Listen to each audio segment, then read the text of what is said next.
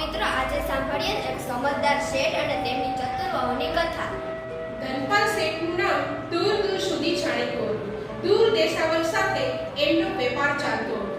એમની આંગણે લક્ષ્મીની છોડો ઉછળતી હતી. ઘરમાં ખર્ચતા ખૂટે નહીં તેટલું ઘર હતું. આમ છતાં શેઠ ગણતરીવાળા હતા. એ સમજતા હતા કે ઘરની રાણી આવડતવાળી ના હોય તો અઢળક ધન પણ ખૂટી જાય. શેઠને 4 દીકરા હતા. દીકરાઓની 4 વહુઓ હતી. દીકરા તો જીવ પરોરીને વેપાર ધંધામાં પડી ગયા હતા. એમની હોશિયારી અને સમજદારીથી શેઠને સંતોષ હતો. પણ દીકરાઓની વહુઓ ચાલાક અને ઘરરખું છે કે નહીં એ જાણવાની શેઠને ઈચ્છા થઈ. એમનું પારખું કરવા માટે શેઠે એક યુક્તિ વિચારી કાઢી. દીકરાઓની વહુઓ ચાલાક અને ઘરરખું છે કે નહીં એ જાણવાની શેઠને ઈચ્છા થઈ. એમનું પારખું કરવા માટે શેઠે એક યુક્તિ વિચારી કાઢી. એ શેઠે 4 વહુઓને બોલાવી. એક દિવસ શેઠે 4 વહુઓને બોલાવીને કહ્યું, બેટા, હું છે તમને દરેકને ડાંગરના આ 5 દાણા આપું છું.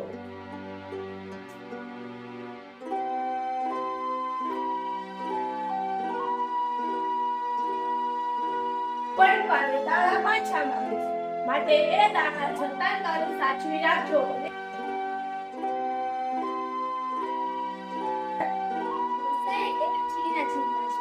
આપીને ડાંગર 5 દાણા આપ્યા. અત્યારે ફેંકી દો, માંગશે ત્યારે કોઠીમાંથી કાઢી આપીશ.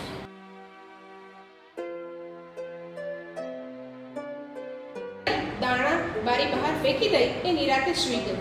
સસરાજીની વાતનો મર્મ એ સમજી શકી નહીં. બીજા છોકરાની વહુ જરાક લાગણીવાળી પણ લહેરી હતી. એને થયું, સસરાજી ભલેને 5 દાણા આપ્યા, એ તો એની પ્રસાદી ગણાય. મામૂલી ચીજ ગણીને ફેંકી ન દેવાય. માંગશે ત્યારે જોયું જશે. કોઠીમાંથી બીજા દાણા કાઢતા શી વાર લાગવાની છે? એવો વિચાર કરતી દાણા ફોલી કણ ખાઈ ગઈ. એને પણ સસરાજીની વાતનો મર્મ ન સમજાયો. ત્રીજા છોકરાની વહુ જરાક ચીણા સ્વભાવની હતી. એણે વિચાર્યું, સસરાજીએ આપેલા 5 દાણા દાબડીમાં મૂકીને સાચવી રાખવા અને માગે ત્યારે દાબડી ખોલીને કાઢી આપવા, એમાં કઈ મોટી વાત નથી. એમ વિચાર કરી એણે એ દાણાને દાબડીમાં મૂકી સંભળી રાખ્યા. ત્રીજી વહુ પણ શેઠની વાતનો મર્મ સમજી શકી નહીં. સૌથી નાના દીકરાની વહુ ચતુર અને સમજુ હતી.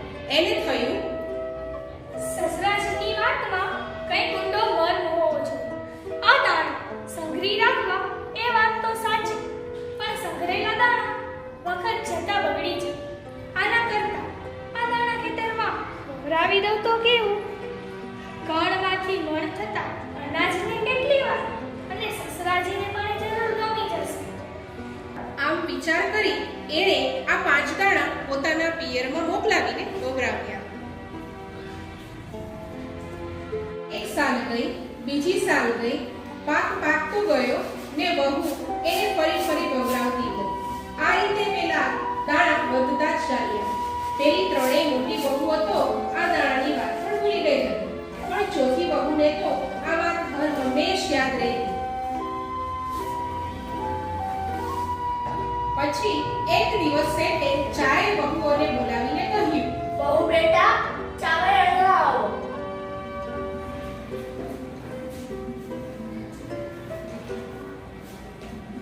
બહુ બેટા, પેલા ડાંગરના 5 દાણા પાછા આપો. એ દાણા તો તે દહાડે જ પૂરા થઈ ગયા. હવે ક્યાંથી લઈ આવીએ? કહો તો કોઠીમાંથી લઈ આવીએ. સસરાજી, મેં એ દાણા બરાબર સાચી રાખ્યા છે. ભગો, હું દાબડી લઈ આવું.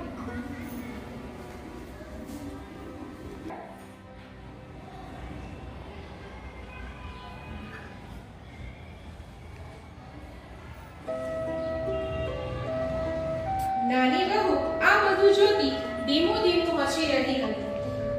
શેઠે કહ્યું, બેટા, તું કેમ બોલતી નથી? ચાલ, તારા તાળા લઈ આવ. કેમ લાવી શકીશ ને? સસરાજી, એ દાણા લાવવા માટે આપને મારા પિયરે ગાડા મોકલવા પડશે. આજે હવે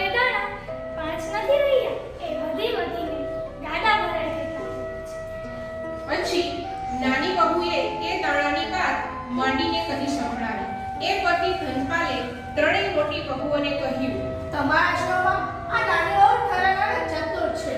આજથી આપણા આખા ઘરને કારમાં એ ચલાવશે.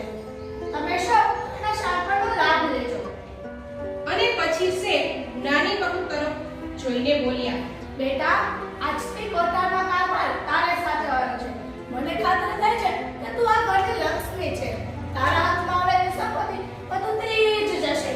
તું જ મારા ઘરને સારી રીતે સાચવી શકશે.